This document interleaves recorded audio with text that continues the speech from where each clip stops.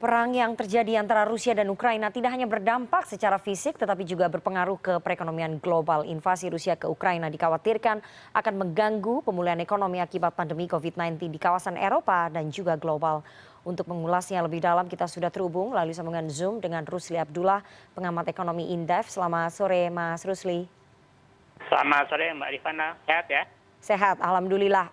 Mas Rusli, langsung saja, perang antara Rusia dan Ukraina akhirnya pecah. Apa dampak ekonomi bagi perekonomian Eropa dulu, baru nanti kita akan membahas dampaknya terhadap tanah air. Mbak, yang pertama pasti tadi setelah Putin menyampaikan menyerang Ukraina, saya cek harga minyak sudah naik ya sampai 9 US dollar per barel, dan kemungkinan ini akan terus naik, bahkan mungkin bisa sampai di atas 100 dolar US barrel per 100 US dollar per barrel. Ini pasti akan menjadi pemicu inflasi global secara global seperti itu, Pak. Nah, dampaknya bagaimana kepada Eropa? Nah, yang saya melihat itu gini, Mbak. Pertama adalah 40% pasokan migas Eropa itu dari Rusia. Kalau seandainya itu Rusia tetap invasi, Eropa terus campur tangan dan sebagainya, bisa saja nanti pasokan gas dari Rusia ke Eropa akan di stop. Sehingga Eropa bisa kelimpungan ya, seperti itu. Itu dari masalah pasokan migas. Yang kedua adalah Rusia itu memiliki cadangan palladium, Mbak, 43% dunia ekspornya ya, palladium dan beberapa material tanah jarang lainnya, dan ini sangat berkorelasi dengan industri high-tech, chip, mikrokomputer dan sebagainya. Dan saya kira Eropa akan pikir-pikir nih, kalau seandainya ikut-ikutan dalam invasi di Ukraina ini. Jadi lebih itu, Mbak, itu. Nah, bagaimana kaitannya dengan kepada dunia, terutama Indonesia, Mbak? Yang pasti minyak itu pasti, Mbak. Yang pertama adalah di APBN kita tahun 2022 itu harga minyak kalau nggak salah asumsi 65 US dollar per barel. Nah, ini kalau tiba-tiba naik menjadi 100, nah ini bagaimana cara mengatasi jarak antara asumsi APBN dengan harga minyak dunia. Pasti ada dua opsi, pemerintah menambah defisit, dan itu kayaknya nggak mungkin karena kita udah sangat berat defisitnya ya. Atau yang kedua, menaikkan harga BBM. Dan ini mungkin yang paling rasional dilakukan oleh pemerintah di tengah persoalan defisit fiskal kita. Nah, apa dampaknya? Pasti inflasi, seperti yang tadi Mbak Rifana sampaikan di awal, seperti itu. Terus saya ini, Mbak, menganalogikan gini, ini seperti kita udah mau bangkit dari COVID. Kalau kita lihat tren pertambahan kasus harian COVID, ya hampir semua benua, mulai dari Asia, Afrika, Eropa, Australia, Amerika Utara, Amerika Selatan, itu trennya udah turun, gitu. Tapi sekarang ini ada tiba-tiba Rusia serang Ukraina, ibaratnya kita udah mau bangkit, malah tembak lagi seperti itu. Jadi saya kira ini menjadi sesuatu yang sangat disayangkan ya, invasi Rusia ke Ukraina ini. Jadi memporak-porandakan sebuah harapan yang sudah hadir di kita, COVID sudah mulai melambat, tapi tiba-tiba ada invasi ini yang bisa menghancurkan tahapan perbaikan ekonomi kita. Dan yang paling ngeri gini, Mbak.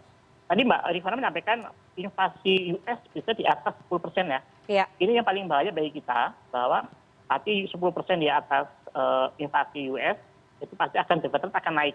Defisit naik, ya pasti akan ada dampaknya kepada Indonesia, capital outflow dan sebagainya. Itu inflasi domestik akan naik, suku bunga akan naik, pemulihan ekonomi nasional juga akan terganggu seperti itu, Mbak. Di mana ada harapan COVID sudah mulai pulih, tapi tiba-tiba ada hantaman naik suku bunga dan sebagainya. Kredit jadi terhambat, sehingga pemulihan ekonomi juga akan terhambat pula. Ini kan kita tahu ya bahwa pemerintah menargetkan pertumbuhan ekonomi kita ini 4,8 sampai 5,5% begitu ya. Tapi dengan adanya perang antara Rusia dan juga Ukraina ini, inflasi US juga sudah di atas 10%. Apakah ini akan berpengaruh nanti dengan pertumbuhan ekonomi kita yang ditargetkan oleh pemerintah ini, Mas Rusli? Saya kira yes, Mbak, akan berpengaruh. Tapi dengan catatan ya, bahwa berapa lama perang ini invasinya akan terjadi seperti itu. Kalau cuma seminggu atau sebulan, saya kira dampaknya akan terlalu signifikan, Mbak. Tapi kalau seandainya sampai sebulan, 2 bulan, 3 bulan, bahkan setengah tahun, yes, ini akan ada long term effect bagi kita. Dan yang pasti adalah itu akan memporak-porandakan semua rencana pemulihan ekonomi nasional, Oke, bahkan dunia. baik. Mas Rusli, sejumlah negara besar di Eropa dan Amerika Serikat kan menjatuhkan sanksi ekonomi ya kepada Rusia. Meskipun tadi Anda sudah paparkan bahwa mereka memiliki sumber daya yang melimpah begitu ya dan produksi minyak terbesar di dunia setelah Amerika Serikat. Nah, dengan adanya sanksi ekonomi dari negara-negara kepada Rusia ini, apakah juga akan mengganggu stabilitas perekonomian Rusia atau tidak terganggu sama sekali, Mas Rusli? Saya kira akan mengganggu, Mbak, terutama di kinerja ekspornya Rusia ya. Kalau misalnya ada sanksi, misalnya gini, tidak boleh negara-negara anggota NATO ataupun Uni Eropa menerima barang dari Rusia. Pasti Rusia akan kelimpungan karena nggak bisa menjual barang mereka. Tapi kembali lagi, Mbak, di sini Uni Eropa itu tergantung 40% pasokan migas dari Rusia. Yang saya kira ini yang menjadi salah satu quote and quote Putin di atas angin ya. Jadi kita lihat, Mbak, kalau di berita-berita itu Uni Eropa agak kurang hati lah ya, mendukung ya, statement Amerika ataupun UK terkait dengan invasi di Rusia, Mbak. Invasi di Ukraina. Jadi saya kira ini, Mbak, dampaknya itu tergantung pada berapa lama invasi ini dan berapa besar sanksi dari negara-negara barat terhadap Rusia. Baik. Dan semoga perang ini tidak berkepanjangan ya. Dalam waktu dekat sudah ada jalur diplomasi yang bisa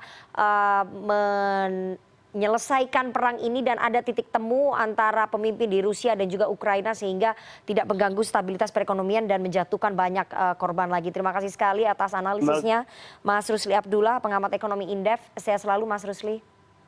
Sama-sama, Mbak.